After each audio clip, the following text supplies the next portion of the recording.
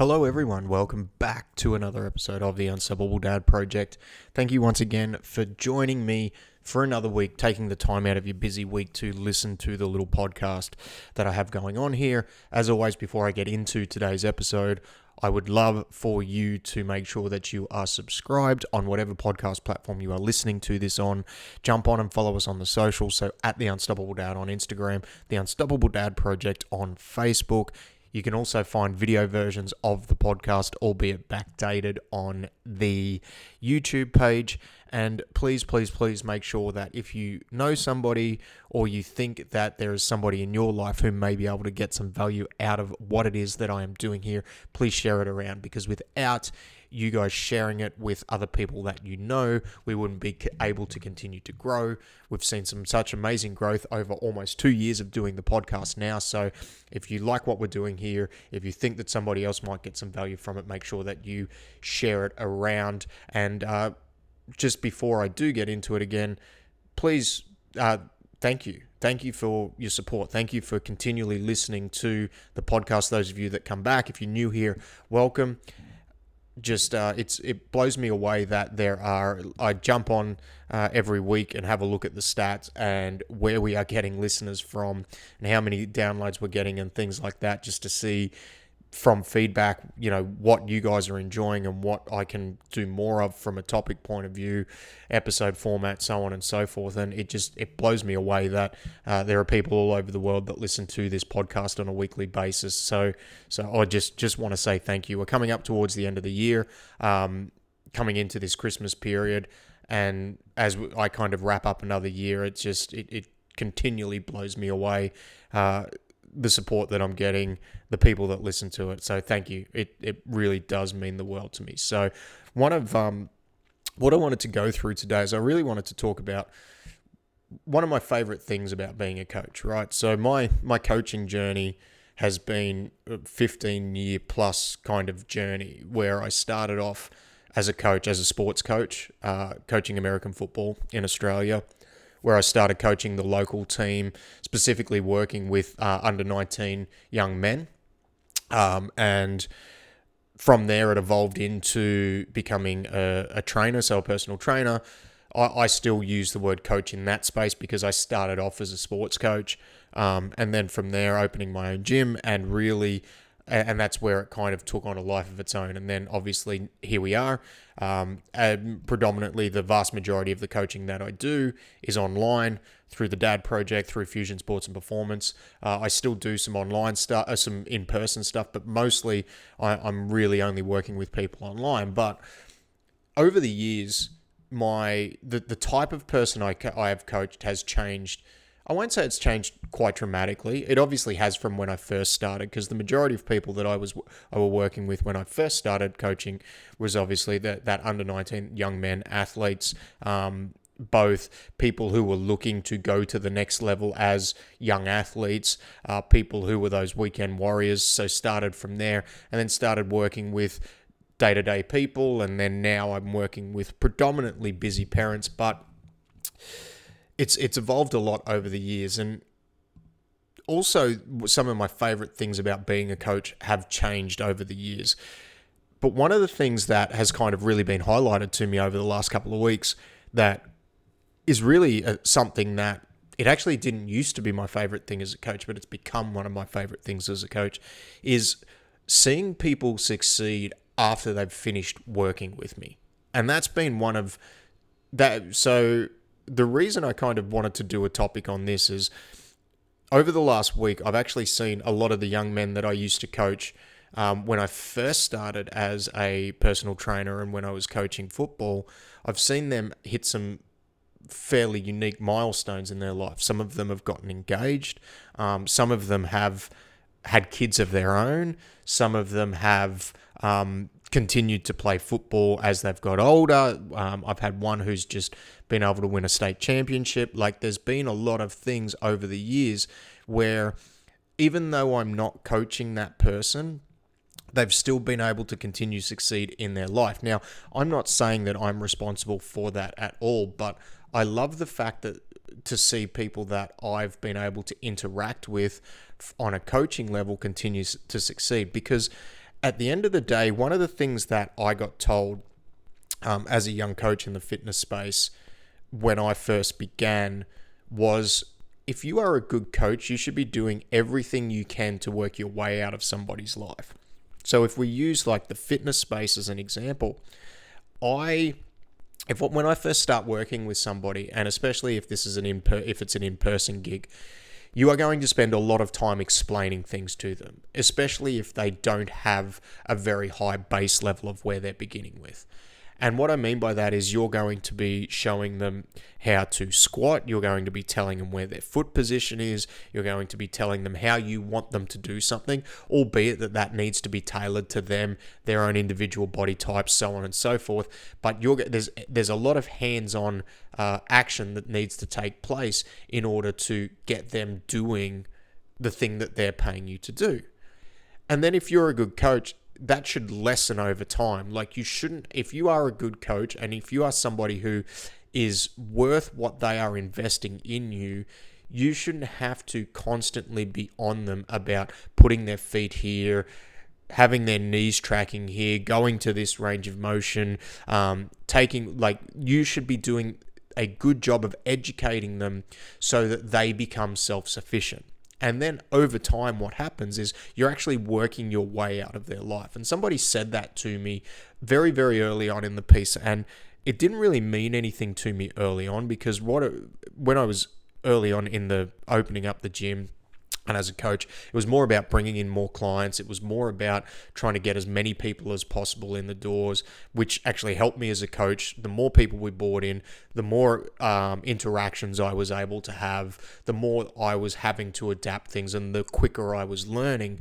But it didn't mean anything to me in the early stages. But then when we got into it, like that 3, 4, 5, 6 years, it really started to take on a life of its own, because people would start to leave for one reason or another, whether they would have to move, or the big thing is, and this one stings a little bit, like as a coach, as somebody who's invested time into somebody, like they would leave because I was unable to help them anymore.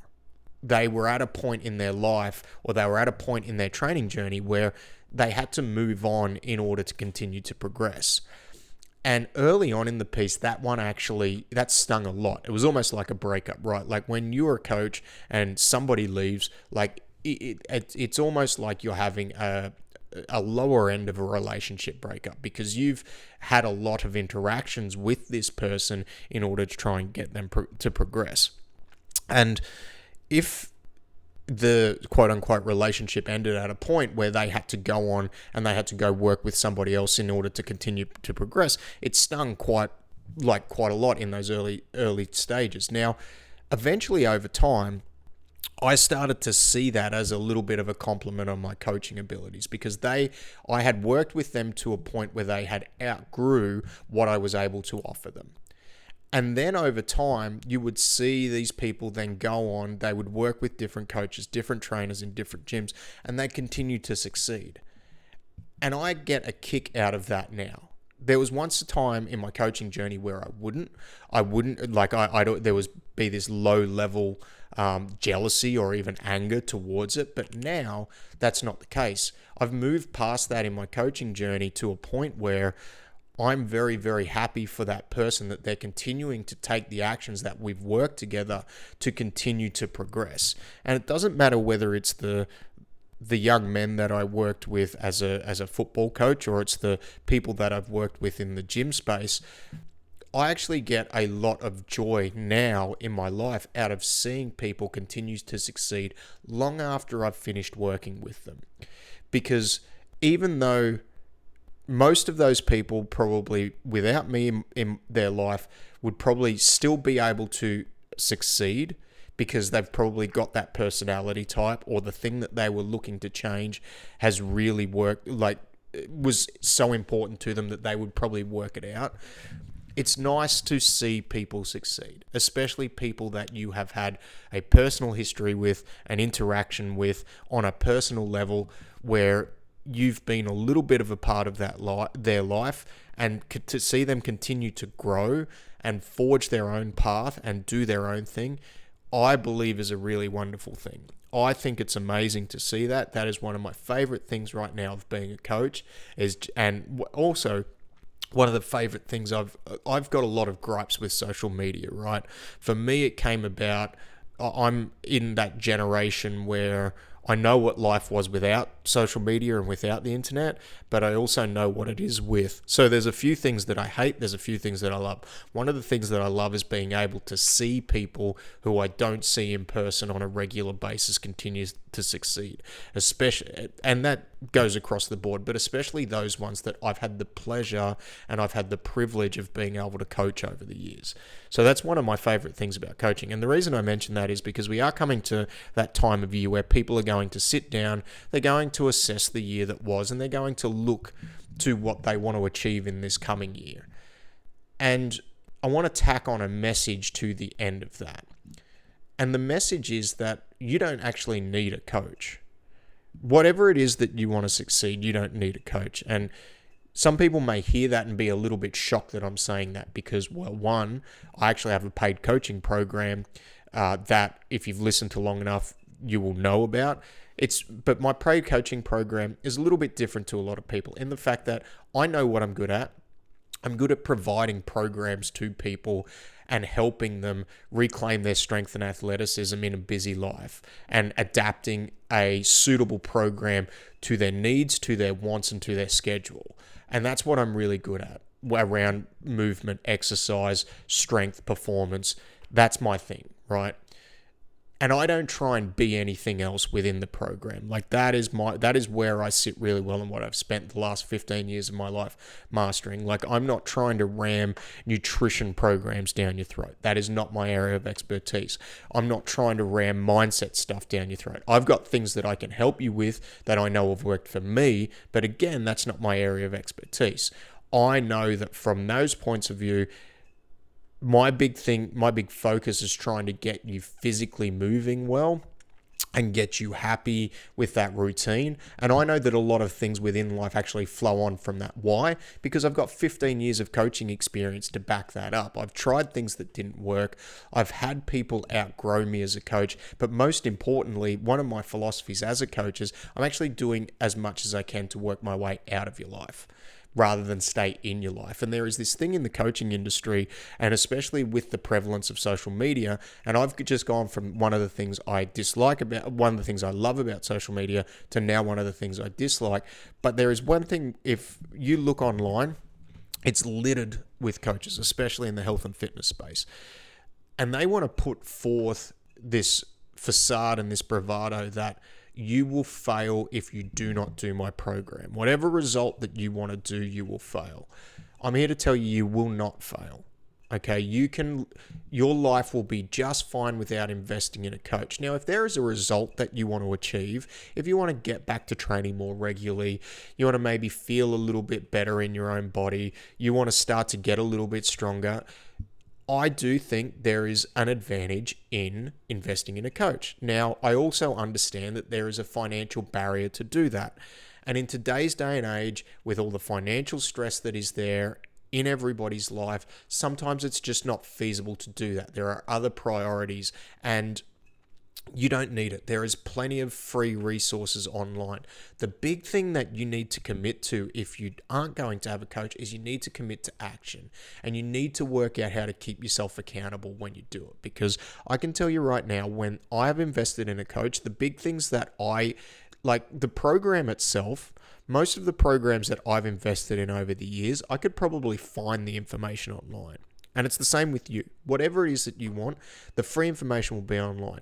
Look at my program. I've pretty much given away everything in my program online. There is a free 8-week program online that I would use, that similar template just adjusted for most people who started with me for their first 8 weeks. You can go and find that online. But where it can help a little bit, if you have the financial means to do it, is it can help with implementation. And what I mean by that is, firstly, they can help. A good coach can help you adjust it to your own particular set of circumstances.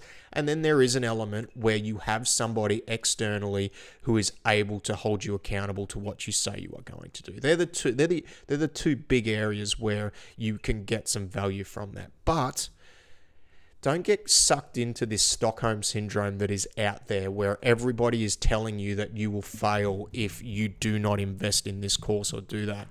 Because you can get through. Firstly, if you are happy with where you're at and you don't want to change, that's amazing. All power to you. Keep doing what you're doing, because I get sucked into this all the time thinking that I'll see something and I'll think, oh, I need to change this like right now. And I don't, because there's not actually anything wrong with that. I'm just listening to somebody else who's maybe got a really nice message that maybe resonates with me a little bit, but not entirely. And I get sucked into, I guess, the marketing wheel, which is what it's about. And you don't need it. You don't have to invest in it. And especially if it's going to cause you stress in other elements of your life, maybe it's sometimes best left alone. Now, if there is a burning desire for you to do it, you can still do it without the coach. Like, you're not going to be completely lost. There is help out there. There is free help out there. And you can get traction moving things in the right direction for yourself without that. So please don't get in this period that we're going through. Don't get sucked into that marketing hamster wheel where thinking that you need to spend X amount of money to get this result, because you don't. Now, it may be beneficial to you if you need help with implementation, you need help with accountability. But don't think and don't get sucked into the fact that some people will tell you that they have the magic formula or they have the magic pill, because there is no be all and end all for your goals and your particular set of circumstances. There is no magic pill. There is no magic formula. The thing that coaches can help you with is they can help you with implementation. They can help you with accountability. And that is about it. It ends there. And if you think you can do that by yourself, go ahead and do it. The big thing you just need to do is you just need to take some action, because that will move the needle forward for you. And that's coming from somebody who has been a coach for 15 plus years, has been lucky enough to coach some amazing people and people who have been able to succeed and people who have outgrown me over the years. And that is the thing as a coach, that as people evolve and as they grow and as their needs change, they may not need me in their life in that coaching role anymore. And that's amazing. That's great, because that is essentially what people pay me to do. They pay me to get better. And if that's the point where they've outgrown what I have to offer, that's great. I have also got the advantage now, having a decade plus of experience, where there are quite a few things that I can help people with within strength building, without fitness. So sometimes, even though the particular goal we've set out to help them with has changed, we can still continue to work together, just because we can shift the approach based off them looking to achieve a different goal. So keep charging as we're coming into this new year period. I know it's going to be a time for a lot of you where you're going to reassess your goals and look what you want to achieve. If you think a coach can help you, great, but be real about what it is that they're actually doing for you. Don't get caught into this Stockholm syndrome that they put out there, that the marketing geniuses will put out there, because you don't need them.